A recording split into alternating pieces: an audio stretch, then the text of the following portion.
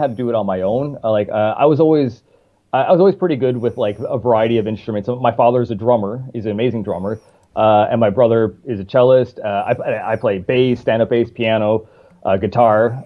So I've always had a variety of instruments. So I find myself kind of privileged. I'm able to bring all those experiences and sounds and all the instruments that I did learn into my bedroom producing essentially. And yeah, so it's a completely different experience going from being in studios, doing live shows, playing busking, for example, to just being by myself in my room, trying my best to promote myself on the internet. So if anything, you've actually caught me at a really interesting time because this is the start of my journey, learning how to modernize myself into the new music industry.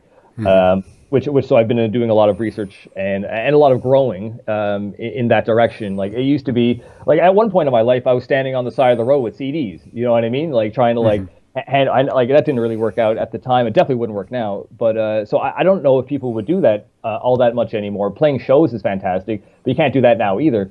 So yeah, like you're witnessing a lot of hopefully not too much of a scramble, but I'm trying to modernize myself, trying to allow myself to uh,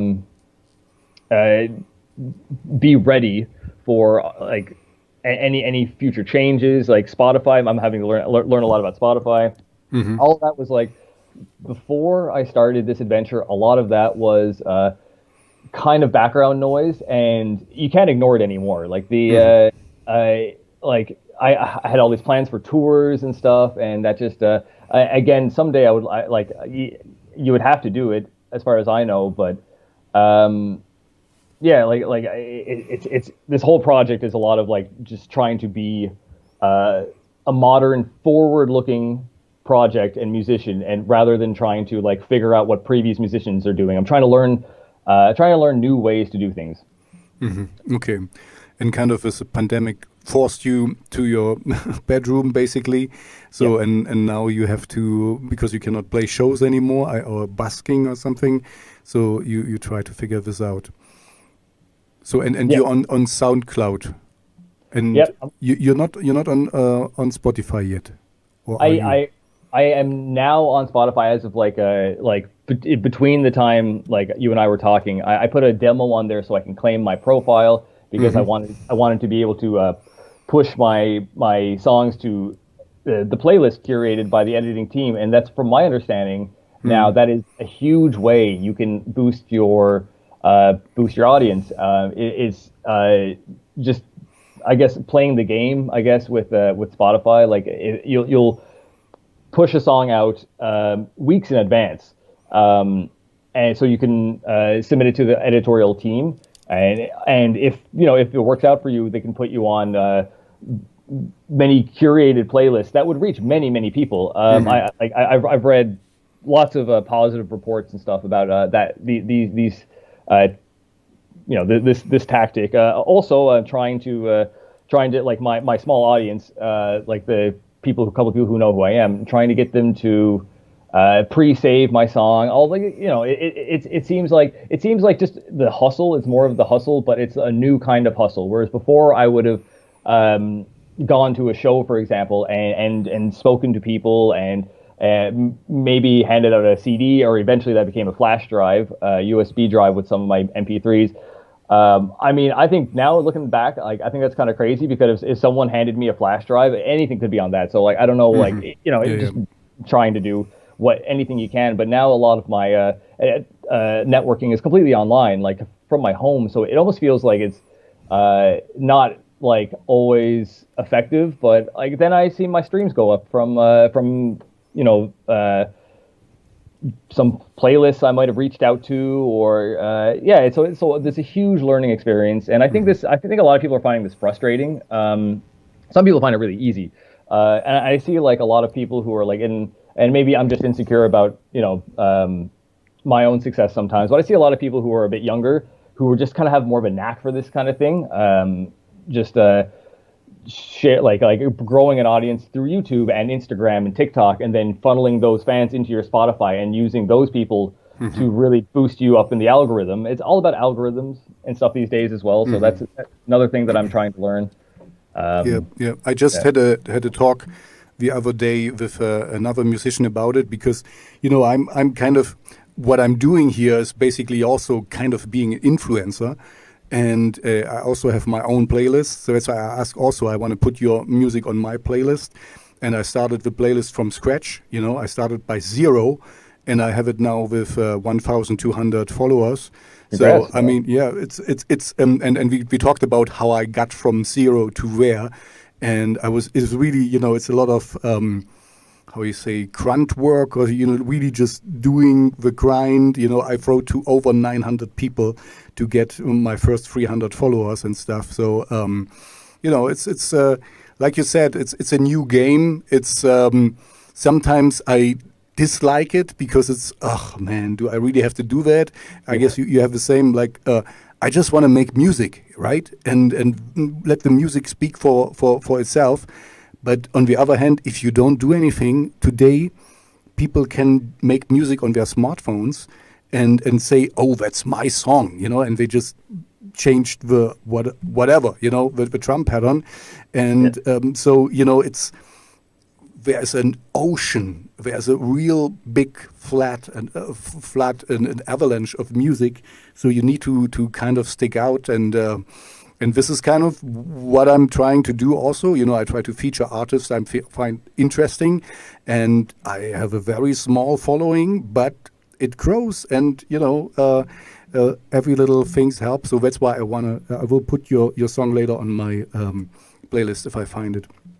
Appreciate it. Yeah. So I mean, you hit it right there. It can be frustrating, but I think we're in the adjustment period. This is like, it really feels like only through my research articles, only like 5 or 6 years ago were people kind of mentioning Spotify. Okay, like Spotify is definitely something you have to consider, and now it's the thing to consider. It's if like all roads lead to Spotify, it feels like if you're not actively trying to funnel your fans into Spotify or some platform, like, as I don't know what else could be as big as Spotify right now, honestly. Like I mean, you have other platforms like Deezer or Google Play or iTunes, but they all seem kind of secondary to Spotify right now. Yeah, so it's just how do you get people in the door, and that's why I appreciate talk shows like what you have. I was going through a couple of your previous shows, and they had some very, very helpful. Alex, I think one of his name was, like, a very helpful tips on Spotify, SoundCloud rather. Sorry. But yeah, so I mean, it's like how do you stand out from the crowd? And that's like, before it was like, how did we stand out in the crowd? Like my old punk band, we had no problem doing that. We would we would all wear like ripped up wedding dresses with blood all over our faces and throw like stuff into the audience, and we had beer gun, like water guns full of beer and stuff like that.